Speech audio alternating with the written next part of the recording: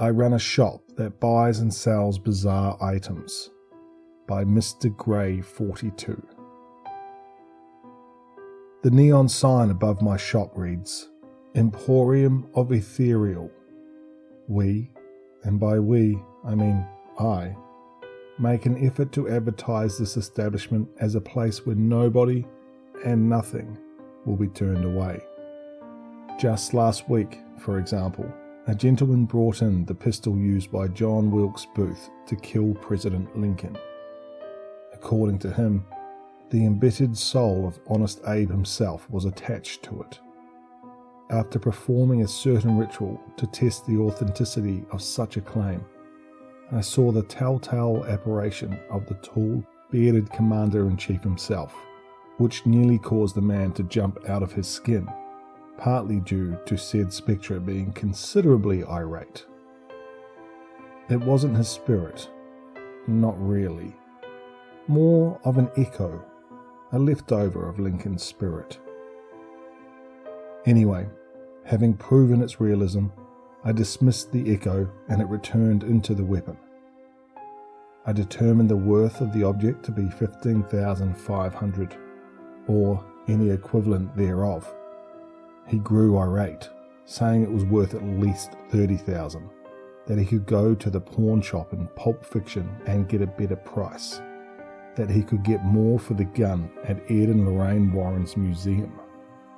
I acted a bit unprofessional after that last bit, I won't lie. I had to give him a bit of encouragement.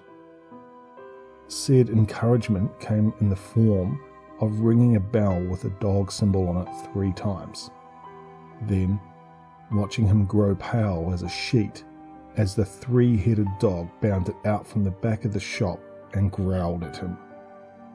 Handing the gun over and accepting the money, he fled as quickly as he could.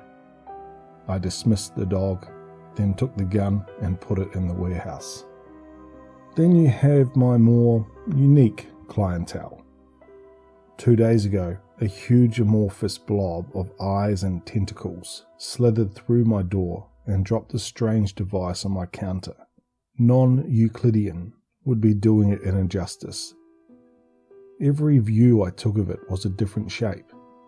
Look at it from the side, it would be spherical. Above, triangular. Below, a cube, and numerous variations thereof. According to the customer, whose name I won't even try to spell, it was an ancestral artifact used to determine the direction one was supposed to go. Said ancestor had used it to find a new world for their people. In short, an otherworldly being brought me an old compass. After examining it, using certain methods that the previous owner told me never to disclose, I determined it to be worth 700 cumutifla, which for them would be what 150,000 is for humans. At this, they excitedly chirped and screeched in gratitude, and eagerly shook my hand with their long, slimy appendage, then apologizing profusely for said slime. Telling them it was no problem, I washed my hands and gave them the money. Then, trying to avoid looking at the device too hard, I put it in another part of the warehouse reserved for eldritch items. Now, by this point, you may be wondering, where the hell is this place? Or maybe not. I'm not a mind reader. That's my watch's job.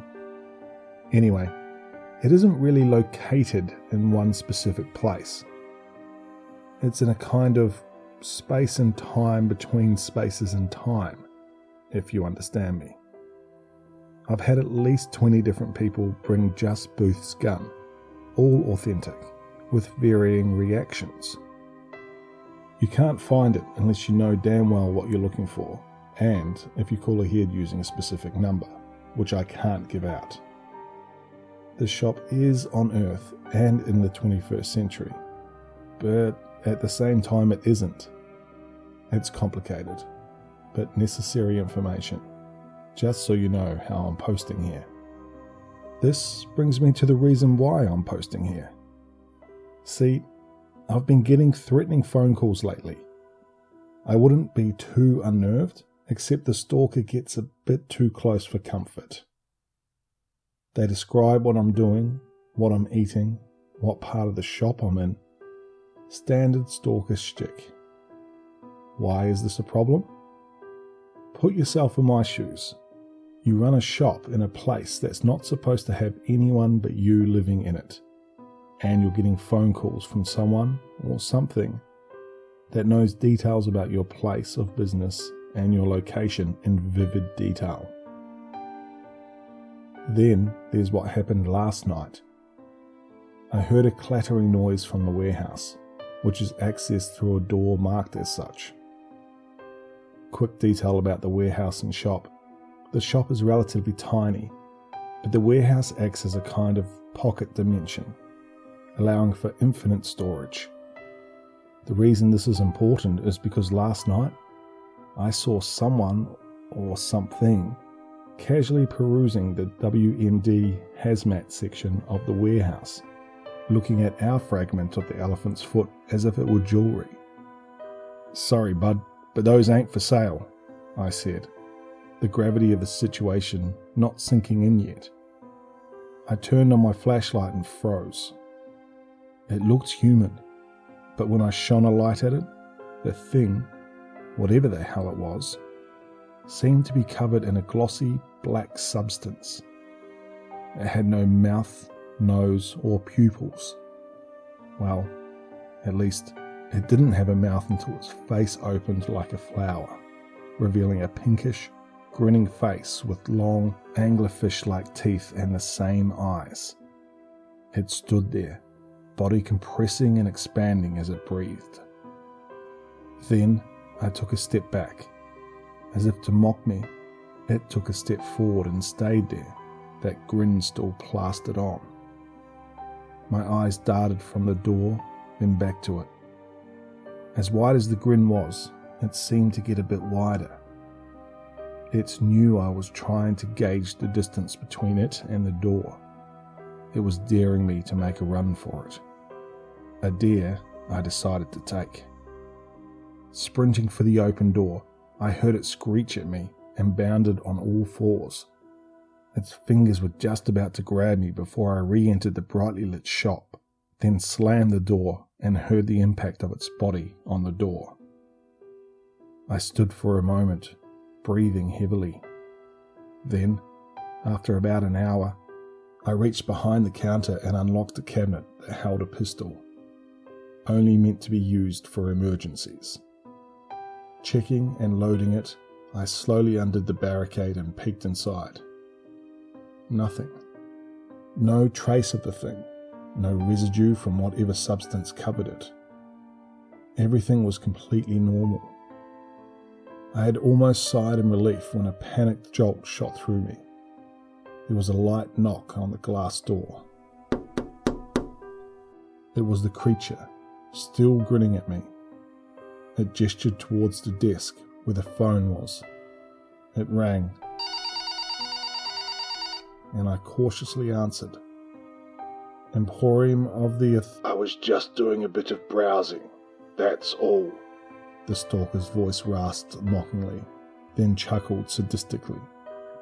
I looked at the door, seeing it was still there, pressed against the glass. No phone in its hand and its mouth unmoving, except to tauntingly open and shut its jaw. "You're quicker than the others, I'll give you that." Its outer face folded back over the true face, concealing its mouth. Then, with no warning, it scampered off, and the line went dead. Needless to say, I didn't get any sleep that night.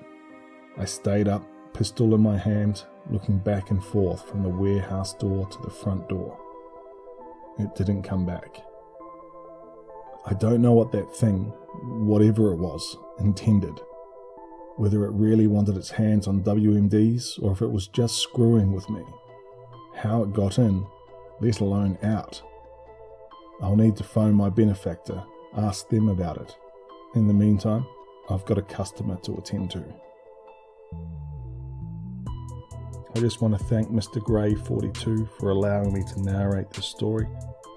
This is the first part, so stay tuned for the next part. If you like what you heard, head over to their Reddit page and show them some love. I'll leave the link for that in the description below.